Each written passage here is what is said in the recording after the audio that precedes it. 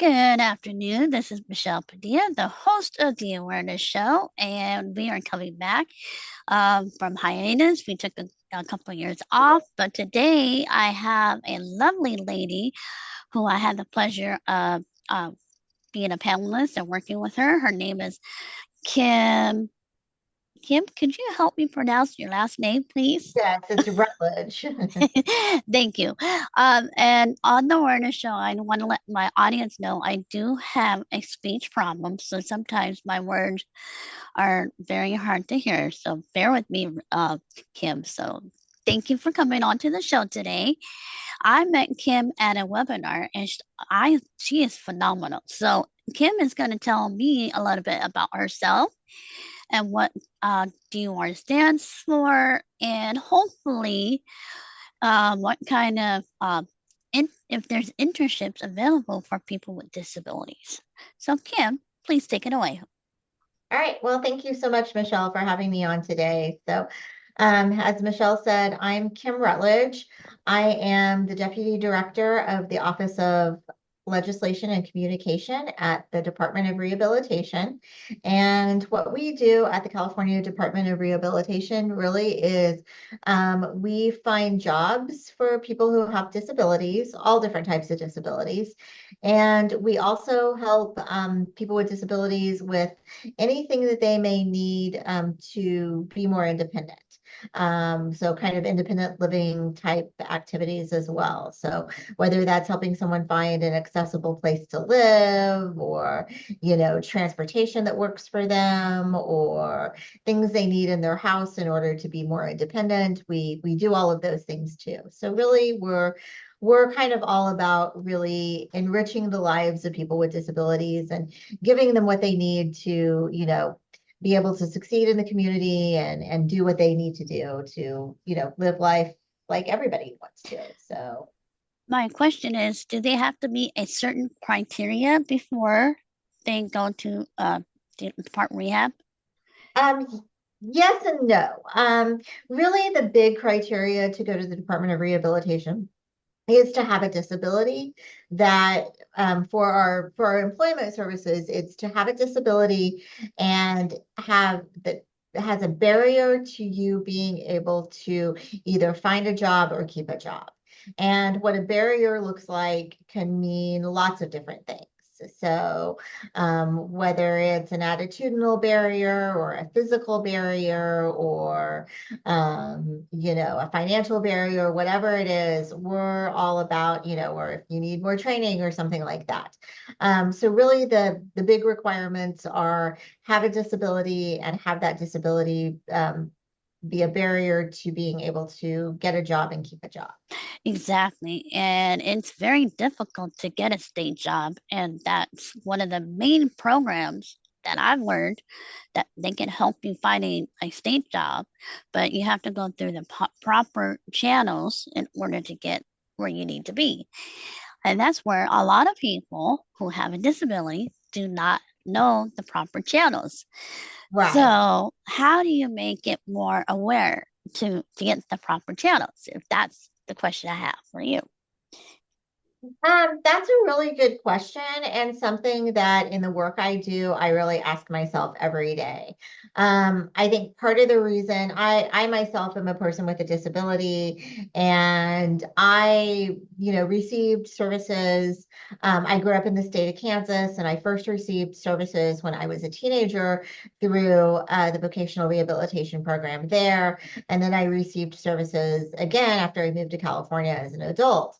And I think that part of the reason that today I do the work that I do is because I think that when you are a person living with a disability, every aspect of life is a little bit more challenging. And I think that for me, what really kind of drove my work initially is I had a job, I had a college degree, I didn't have really those problems, but a number of years ago, I had some increasing needs for personal care. And while I was working, and because I was working, I didn't qualify for other services. And I really, had to learn how to navigate navigate the programs that did exist for people who were working to get me the help that I needed. And I realized that those systems were really hard to navigate for everyone. And I knew people that already worked on those systems. I had lots of contacts and I still had a hard time, getting the services that I needed. And so I was at the time working as a journalist, but I was considering changing careers. And I ended up, going into this work and doing more of this direct work with people with disabilities, hopefully to make those systems easier for people to access, because I think it is so hard. And so I would say that, always doing research, asking people, getting to know people that work in all of these different areas, like more times than not, especially in California, Oh yeah. there's a service for everybody, but it's a question of finding those services and knowing if you qualify and knowing if you have access. And I think that that's really what the challenge is. And I think that, we work, even though we're the Department of Rehabilitation, we work really closely with lots of other state departments that also provide services for people with disabilities, including the Department of Social Services and Healthcare Services and Developmental Disabilities. And I think that we're all, collectively as a state committed to making sure that if somebody comes to any one of our programs or departments, if they're not getting exactly what they need in that moment, we know where to send them to get what they need. Yeah, and like you said, it can be challenging. It can be difficult, especially for someone who's trying to get a job and then can only get what, fast food if they're lucky. Right, Even with that, some jobs want you to speak bilingual and you just know English, and you have a hard time, speaking in English sometimes. So again, there's got to be a little bit change for that area for other people to get a job. So I know they want to work. It's just that they're afraid to ask sometimes. right, right, for sure. And I think that that's what's really great about the Department of Rehabilitation's programs is we have counselors in offices. We have over 80 offices throughout the state of California. So whether you're somewhere like in rural Imperial County or in downtown Los Angeles, we have offices all over the state. And we have counselors who are trained specifically and understand both what the job market is like in the communities that they live in and that they work in. And they also understand disability. And, a lot of times people come to us and they have a disability and, they don't know what their options are. They think, that their future is just, getting SSI payments and not ever doing anything. But I think that, we're really committed to, making sure that everybody can find not just a job, but what we refer to as competitive integrated employment. Yes. Yes. So being integrated into the same workplaces and the same environments as people without disabilities and getting the same kind of wages and the same types of opportunities as people without disability. Exactly. And then, like I said, you brought up SSI, which is a good point because there are certain people who are only getting maybe 25 bucks, 30 bucks a month sometimes. And that's not enough for SSI, to live off of, I'm saying, because they need to have prescriptions, they need to have housing, they need transportation. That's not enough. When my dad passed away, my mom's got widow separation, and SSI only gave my mom 26 bucks a month. Oh, wow. That is not enough. So it's just me and my mom, and she's going to be turning 70. So it's been quite a struggle, but she's happy that I'm working, and she's happy for Department Rehab because we didn't know anything services in LA. Nobody told us because Los Angeles is huge, and then they have Harbor Regional.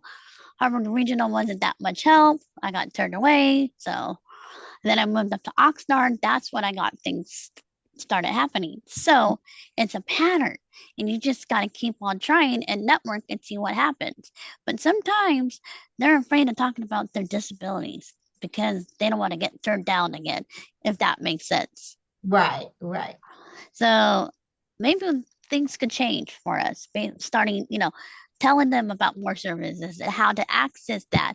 Maybe mentioning more about the LEAP program and other like job training, job coaching, all these wonderful services, which I didn't even know. So I didn't know about job coaching until I came here. So see, I was in I fell off the curb so many times. So what do you think, Kim? Is it time for a change? Do you think so? Yeah, and I think that really where that change starts is really before you even get to a point where you haven't have employment. I think that it really starts, whenever someone, I grew up with a disability. I was born Yeah, with my disability, and I was really lucky that I had very supportive parents who, always kind of encouraged me to be independent and do what I want and kind of, pursue my dreams. But I think that so many people, so many young people grow up in environments where people look at them and think just because they have a disability, they can't do anything. yeah, And I think that that's oftentimes even parents, even other family members. And I think that, before you even get to services, I think really the biggest change that has to be made is that attitude, is yeah, that, yeah, you ask a kid with a disability, what do you want to be when you grow up? The same way that you ask an adult with a disability, a child without a disability, yeah. what do you want to be when you You grow up? see, I'm like you. I had two wonderful parents. Both encouraged me to step up, to try to get, hey, if I went to college and if I succeed, that's good for me. I found other avenues to pass my test. So they were the professors at Cal State Dominguez, they were willing to help me. So when I had my radio show, believe it or not, they gave me a topic and I would talk about the topic online and they would pass me that way. That was the only way I could pass because I have problems memorizing certain things and I lose concentration at times. And so I almost got kicked out of Cal State Dominguez. I was this close.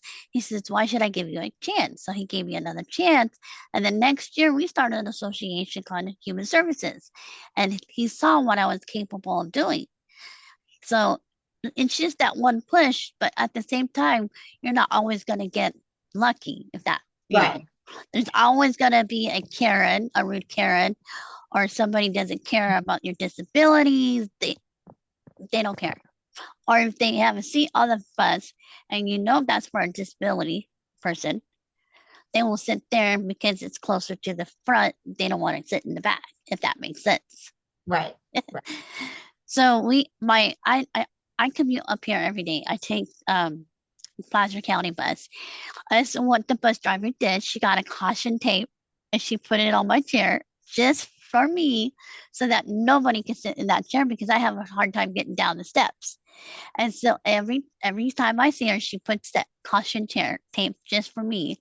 So Oh, that that's one, so good. yeah, a lot of bus drivers don't do that, but they look out for you here, and the security guards, they know me, they know I have a disability, but it's like certain jobs they don't want you to have um keep it to yourself sometimes. You know what I mean? They don't want you to say why you have a disability. There's nothing wrong with you. You know why? You know what I mean? Does Right. it, Uh, and it's kind of sad because then you try to get a job and you're like, I have other skills that I can show you guys. Let me show you what I can do. Yeah, and that's a great point, Michelle. And I think that that's another great thing that we do at the Department of Rehabilitation is we also do a lot of work with the business Yeah, community and a lot of work with employers, whether it's, I mean, you and I both work in state government, so we do a lot with the state, but we also do, a lot of work with all different types of employers and all yeah, around really kind of letting them know that there are, people with disabilities can still do the job the same way that everyone else can, just maybe with some adaptations and maybe like, I mean, the way that you were talking about, going to college and, how you were able to, use your radio skills and, your speaking skills as a way yeah, to pass your college classes and the adaptations that we all have in our jobs to be able to do our jobs now. And I think that's kind of the other side of the coin really is making sure that the business community and the world at large knows that just because somebody has a disability doesn't mean that they can't do a job. exactly. And also having a reliable transportation to get from work into home. So, Absolutely. yeah, with gas prices going up and, see, I live in the suburbs, so there's not a lot of transportation really good around my area. So they stop running about 7 o'clock at night. So I'm like, okay, so I know I have this time and I have to leave at 5 o'clock. So I got lucky. I have a department that works with my schedule and they Right, know my mom and everything, so which is good. But other departments may not want to work with you and they won't care about your disability. right. If you can do the work, And that's it. right. And I think that that's really why we do so much work with the business community as well. It's just, to really provide because a lot of people have never worked with someone with a disability before or have, biases around that because they don't know. And what you don't know, you don't know. And for those of us who are, active and professional with our disabilities, you know, whether it's a good thing or not, we're often the ones to educate everyone else Yes. about what people really can and can't. Yes, and then like there are those like, what's the LEAP program? How do I get started with the LEAP program? And I was the same way. I know the LEAP program. I'm like, I know it, but how do I get involved in it? You know what I mean? And Right. so I had a friend that actually helped me with it. And then once I moved up to Oxnard, she said, get a hold of your state disability council, not the council members up here, because state disability council, they can show you all kinds of different stuff. And I'm like, oh really? I didn't know about state disability council. How come they don't tell you those things? How come they keep it like a hidden secret? You know? Right. Right. And that's what I'm saying. I'm like, And okay, yeah. And that's the problem is that too many of these types of resources that are out there are a hidden secret. And I think that, we're doing what we can all the time just to get more people educated. I think that, your show and the people that you're interviewing and everything is a great way to be able to do that too. yeah. And so like I said, once Oxnard told me about DOR, and so then later I found out, oh, I'm on the advisory committee now. I'm like, oh, okay. Things have on happening. I moved from Oxnard to come up here, and then I got more involved. And I'm like, okay, the goal was to get off SSI. I don't want to be on SSI the rest of my life.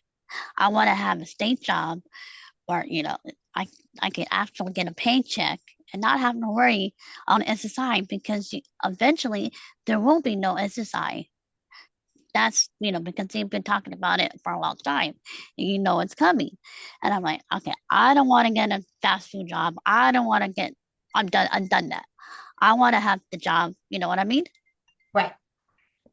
So that's what's happening. So, um, let's see what else. We talk about that. We talk about that, and then we talked about um, how about clothing? Do you guys supply clothing for people with disabilities to get jobs or after jobs? Does DOR buy clothing? Is that your question? Yes. Um, it depends. So we will, I'm not going to go into like, I don't really want to go into like a lot of those kind of Yeah, specifics yeah, because it really varies. Our services vary so much based on what each individual needs. yeah, And so that can be a service. Yes, it's not necessarily a service for every single person, but if somebody comes in and they haven't had a job for a long time and they have an interview and they have nothing to wear, then yes, that we will yeah, provide assistance with those types of things. So it really, we pay for a lot of interesting things. Um, yeah, what people need but again it's very individualized and yeah, it's very there's only so much money and we want to make sure that we're serving as many people as possible in as many ways as possible but yeah there's a lot of resources that we will provide to help somebody all through their process of searching for a job, getting the education they need, getting the training they need, getting yeah, yeah. something to wear to your job interview or things like that. Just really, all the things that you need to be able to To eventually succeed. get a Yes, job and keep the job. yes. So we're almost out of time, but you know about the state disability master plan. Yeah, I know you heard of it. Yep, yep. I mean, this is actually a huge deal for California because it hasn't been done in a long time, as I've been told. Is that correct? That is that, yeah, I don't think there's ever been a master plan, but I think I'm not working directly on it all the time, but I have some involvement in it, and I know that it's really kind of taking a big look at how we provide services for people in California who have developmental disabilities specifically, and how the regional centers work with all of these other various systems, and really kind of finding a way to make all of these systems and all of these Hmm. services easier to access for everyone. So Yeah, and it's like a huge deal, and and it's like, oh my gosh, for me being a part of it, I hope I can make some difference, but you know what I mean? yeah, and I think, having your voice as someone who has the lived experience of living with a disability and, navigating all of these systems yourself, and then, being able to get a state job and succeed, you're exactly the type of person that I think can really help influence that change through your own personal Yes. experience. And then our big event is coming up, which is next month, MD. That is a huge event for people with disabilities. Yes, National Um, Disability Employment Awareness Month. yes, and I know we're going to be at the Capitol. I think it's October, I'm going to say 10th. I'm not sure. I'm Yeah. going to check the date for make sure, but they're going to have different agencies at the Capitol. Will you be there? I'm not sure if I might be busy with something else that day, but I know that there's going to be folks from DOR who are there. So, Kim, I hope we can work together on more projects. I like this. Kim, how can they reach out to you? How can they get a hold of you?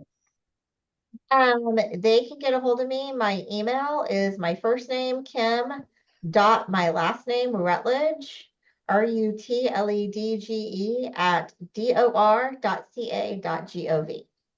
And can they follow you on social media or no? Or you're not on social You media? can find me on LinkedIn. Yeah, Okay, that's perfect.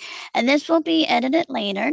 So, Kim, I hope I have another interview with you soon. Maybe we could team up again. That would be fun. that would be fun, Michelle. And I hope that my final thoughts are Southern California is having a lot of fires going on. So I want to say I hope you guys are, safe from the earthquakes and the recent fires going on. Stay strong, SoCal, because I know it's tough right now, and It it's yeah. So it is. Yeah. Sending lots of love to everybody down there. So yes. All right, Kim. Thank you. I hope you have a great day. thanks, Michelle. See you later. All right. Bye. Bye.